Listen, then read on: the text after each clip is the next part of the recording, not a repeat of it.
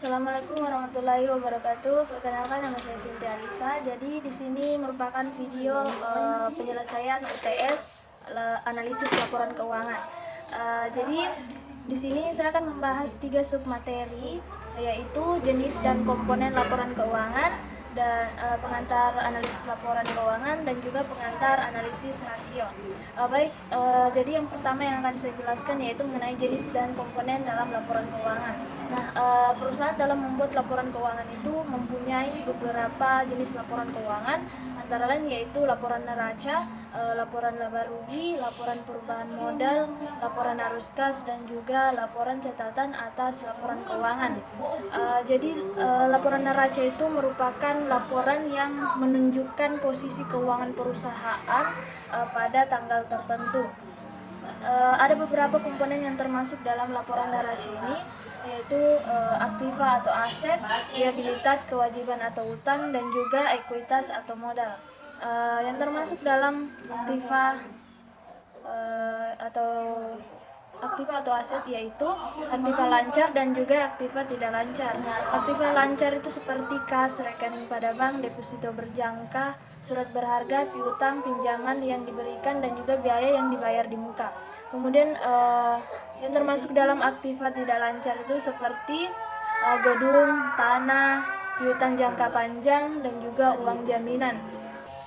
Selanjutnya komponen kewajiban, liabilitas, kewajiban atau utang, antara lain yaitu utang lancar dan juga utang tidak lancar. Utang lancar atau biasa dikatakan utang jangka pendek yaitu seperti utang dagang, utang wesel, utang bank, utang pajak, dan utang dividen. Kemudian utang jangka panjang atau utang tidak lancar itu seperti utang hipotek, utang obligasi, utang bank jangka panjang, dan utang jangka panjang lainnya.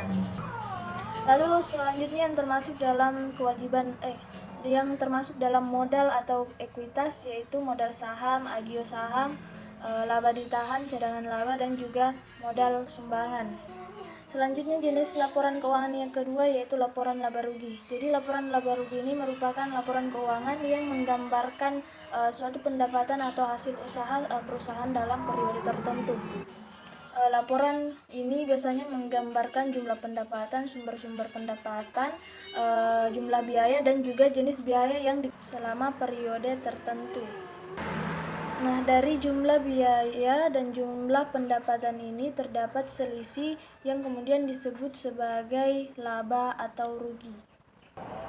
Jika jumlah pendapatan lebih besar daripada jumlah biaya, maka perusahaan bisa dikatakan laba. Namun sebaliknya, jika jumlah pendapatan lebih kecil daripada jumlah biaya, maka perusahaan dikatakan rugi. Nah, ada beberapa komponen yang termasuk dalam laporan laba rugi itu sendiri, yaitu seperti penjualan atau pendapatan, harga pokok penjualan atau biasa disingkat HPP, kemudian laba kotor, selanjutnya biaya operasi yang terdiri dari biaya umum, biaya penjualan, biaya sewa, biaya administrasi, biaya operasi lainnya.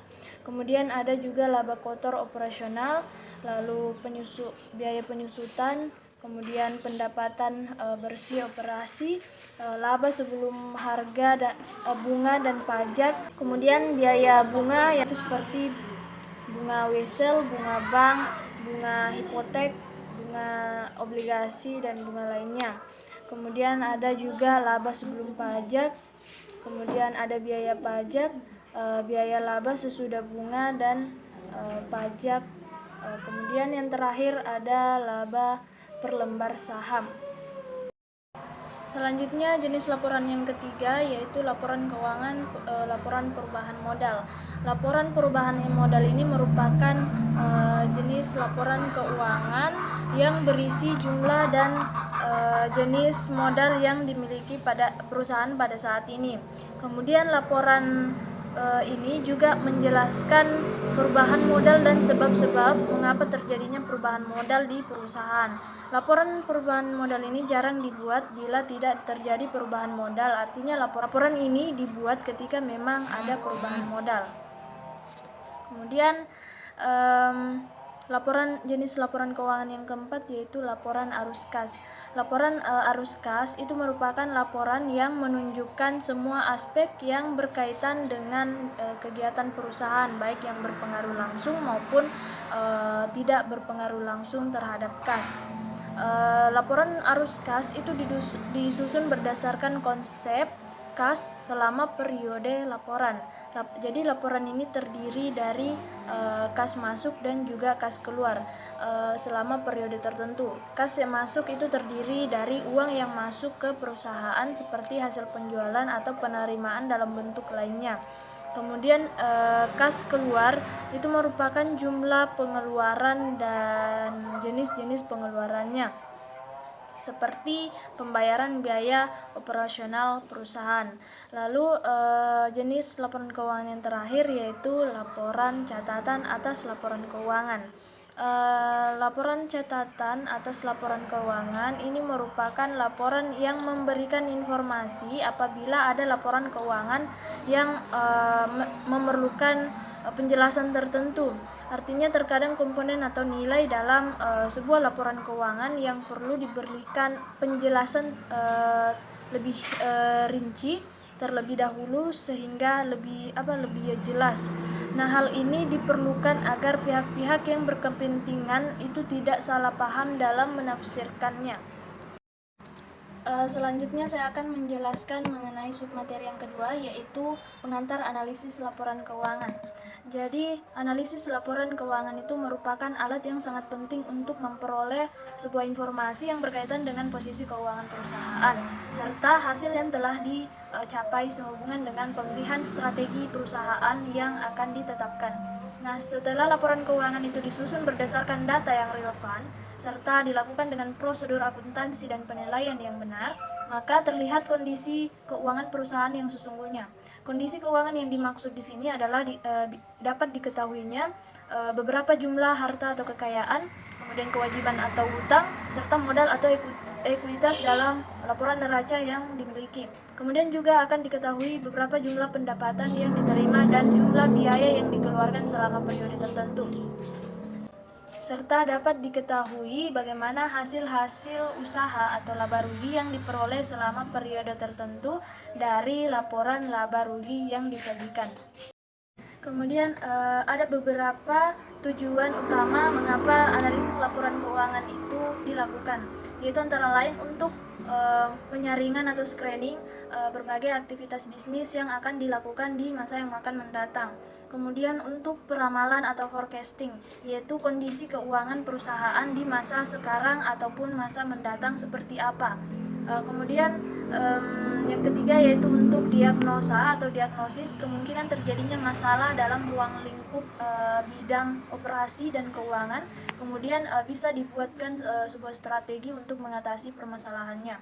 Lalu bisa juga untuk penilaian atau evaluasi prestasi manajemen dan keuangan operasi guna mengetahui bagaimana kinerja karyawan dan dilakukan perbaikan atas hal yang dirasa masih kurang. Dalam praktiknya, terdapat dua macam periode analisis laporan keuangan yang bisa dipakai, yaitu yang pertama analisis vertikal atau analisis statis. Analisis vertikal itu merupakan analisis yang dilakukan antara pos yang ada dalam suatu periode informasi yang dilakukan hanya dalam satu periode saja, dan perkembangan dari periode ke periode itu tidak dapat diketahui. Kemudian yang kedua yaitu analisis horizontal atau dinamis. Nah, analisis horizontal itu merupakan analisis yang dilakukan dengan membandingkan laporan keuangan untuk beberapa periode. Dari hasil analisis ini akan terlihatlah perkembangan perusahaan dari periode yang satu ke periode yang lainnya. Kemudian di samping periode yang digunakan untuk menganalisis laporan keuangan itu terdapat beberapa jenis teknik analisis laporan keuangan yang dapat dilakukan antara lain yaitu analisis perbandingan antara laporan keuangan, kemudian analisis tren, analisis presentasi per komponen, kemudian analisis sumber dan penggunaan dana, kemudian analisis sumber dan penggunaan dana kas, kemudian analisis rasio, analisis kredit, analisis laba kotor, dan juga analisis titik pulang pokok atau titik impas. Selanjutnya submateri yang ketiga, yang terakhir, yaitu pengantar analisis rasio. Nah, analisis rasio keuangan atau financial ratio analysis itu merupakan alat yang digunakan untuk mengukur kinerja perusahaan berdasarkan data perbandingan yang telah ditulis dalam laporan keuangan seperti laporan neraca, laporan laba rugi, dan laporan kas dalam satu periode tertentu. Hal ini dilakukan untuk mengetahui seberapa efektifkah strategi yang telah digunakan untuk mencapai keunggulan kompetitif dan dapat dijadikan sebagai pedoman informasi untuk menentukan keputusan atau kebijakan perusahaan untuk periode selanjutnya nanti. Kegiatan ini bukan hanya ditujukan kepada pihak manajemen saja, namun juga pihak lain seperti investor ataupun kreditor. Nah, bagi mereka analisis rasio keuangan itu menjadi sebuah bahan penilaian seberapa sehatkah perusahaan tersebut, seberapa pantaskah mendapatkan suntikan investasi atau pinjaman dana untuk dikelola. Ada beberapa jenis dalam rasio menghitung rasio keuangan. Yang pertama yaitu rasio profitabilitas. Jadi rasio profitabilitas ini merupakan rasio yang menunjukkan kemampuan perusahaan dalam menghasilkan keuntungan atau laba. Nah, dengan menggunakan rasio ini kita dapat mengetahui kelangsungan hidup perusahaan. Nah, semakin tinggi nilai hasil perhitungan rasio profitabilitas berarti semakin baik nilai keuntungan dari perusahaan tersebut. Lalu ada beberapa ukuran yang dapat digunakan untuk mengukur rasio profitabilitas, yaitu margin. Yang pertama margin laba kotor atau gross profit margin, yang kedua margin laba bersih atau net profit margin, yang ketiga return of investment, yang keempat ada return of equity. Lalu rasio yang kedua yaitu rasio likuiditas. Rasio likuiditas ini merupakan rasio keuangan yang mengukur kemampuan perusahaan dalam memenuhi kewajiban finansial atau likuiditas perusahaan dalam jangka pendeknya.